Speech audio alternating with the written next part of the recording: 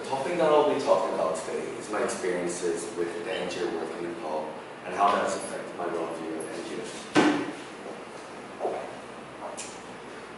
To give a brief introduction, the Nepal earthquake occurred on 25th May in 2015, and at a magnitude of 8.1, 9,000 people were killed, 20,000 were severely injured, 3.5 million were made homeless, and $10 billion was spent in reconstructing what was left over in Nepal, which is approximately half of Nepal's GDP.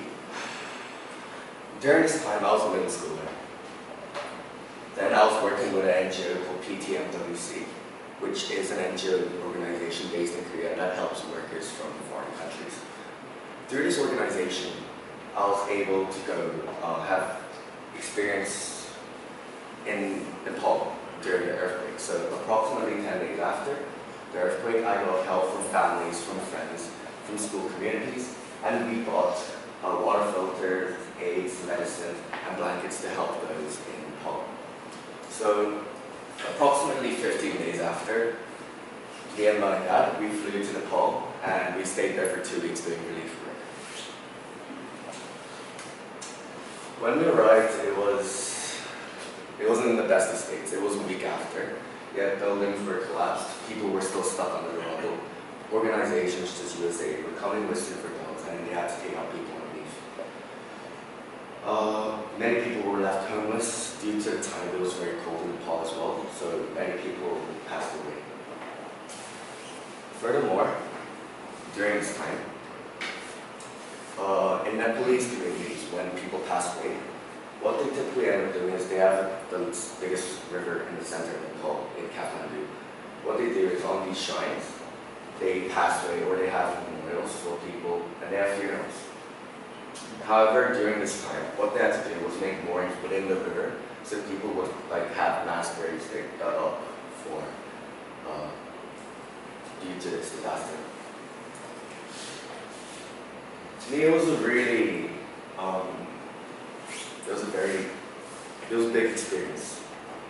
In the first 2 days, I stayed in Kathmandu, in the center city, helping the people in the city life.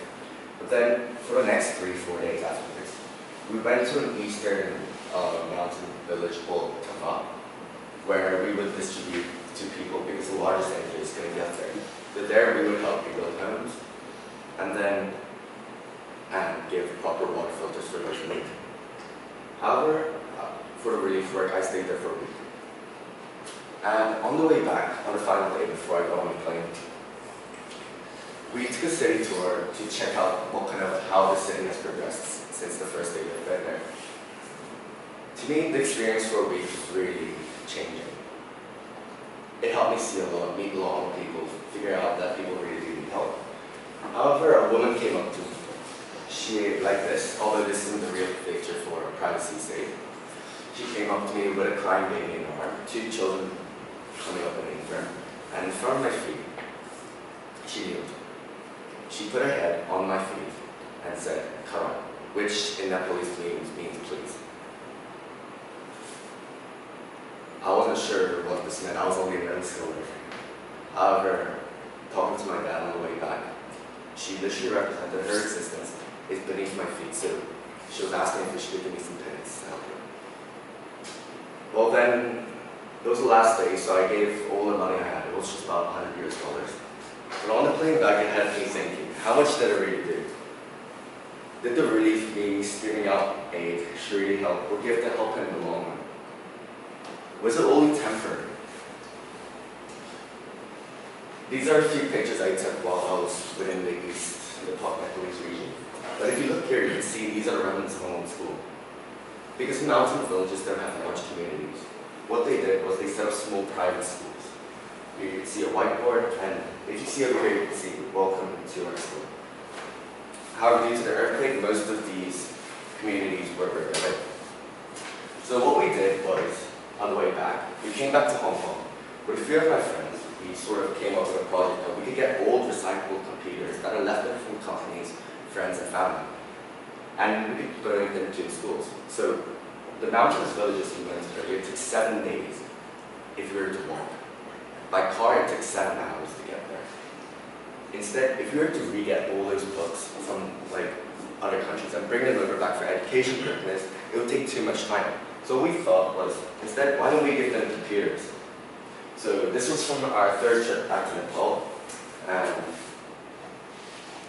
I don't think I'm in the picture, but we set up schools. We helped these 5 schools on the first trip give computers. This was a school on the north side of Nepal, and we gave out 40 computers. And due to this, there's a picture of me. We held workshops in schools to help these kind of students learn about computer technology. Nepal is a country that is very underdeveloped. They weren't primarily in the primary and secondary market. So we thought by giving them computers, they could have access to their third prime sector. And due to this, we are now a completely success. We have computers in over 10 schools. We are having programs that help kids learn. And then people who work with the center, every time they go to Nepal, they'll bring computers with them to set up programs.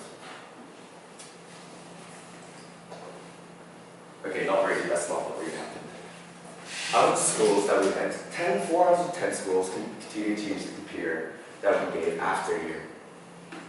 The classes that we started running, people don't actually come for them.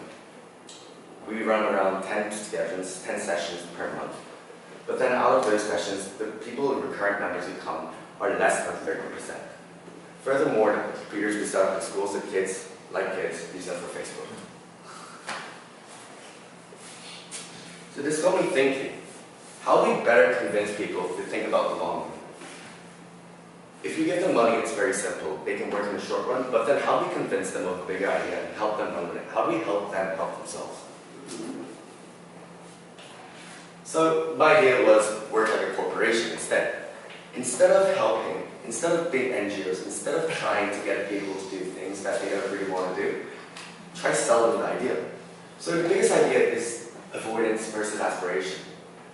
In NGOs, typically what they do is they tend to be very negative. If you don't use a condom, you get AIDS. If you don't wash your hands, you die from diarrhea. If you're told this message, it's not very effective. You don't want to do it. It's a very negative idea. So it's the biggest assumption that NGOs have. That is NGOs, if you want people to do something, we don't have them to want it. This is the single most flawed idea in NGOs, and I think this is what personally restricts NGOs from achieving something bigger. So one example of this is a toilet problem. 1.5 million children die every year due to toiletry and sanitary defecation. They don't use the toilet. So what is the solution that NGOs came up with? Build toilets. Reality, people don't use them.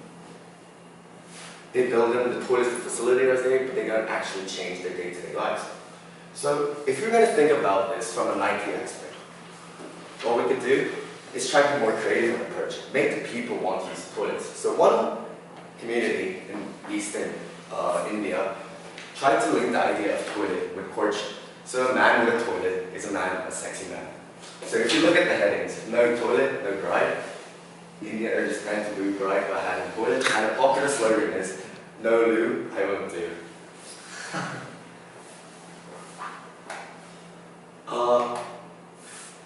Overall, the thing about NGOs is that there's a limit on what you can do, and you have to convince people to help them work better in the long run. However, this isn't the case, so perhaps we could change our way of thinking about NGOs. Instead of mere giving, donating, and helping people, why don't we run it like an organization? Why don't we help advertising campaigns? Have these kind of creative ideas to help problem solving? Well, that's for you to decide. Thank you for your presentation, and in case you want to know more about the NGO, that's the site there for PT and WC. They're currently run in Caltech, and if anyone wants to have a trip in Nepal or help, you can check it out there.